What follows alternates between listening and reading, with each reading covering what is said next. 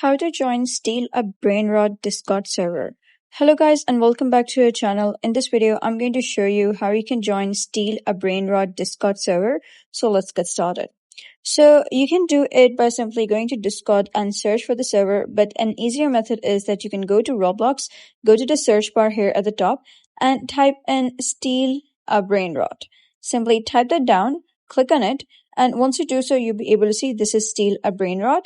So what you're going to do is click on it and then you're going to scroll down, and once you do so, you'll be able to see this Discord option. Click on it and then click on continue because it will redirect you to Discord. And then you'll be redirected to Discord. Simply wait for it to get loaded. And now you can see Steal a Brainrot. Click on accept invite. And once you do so, you can see that you have successfully joined the server.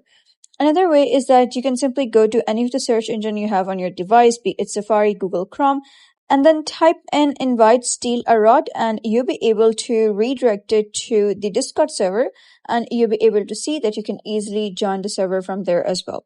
So that is basically how you can join Steal a Brainrot Discord server. So if you found this guide helpful, give it a thumbs up, and don't forget to subscribe for more helpful tutorials. I'll see you in the next video.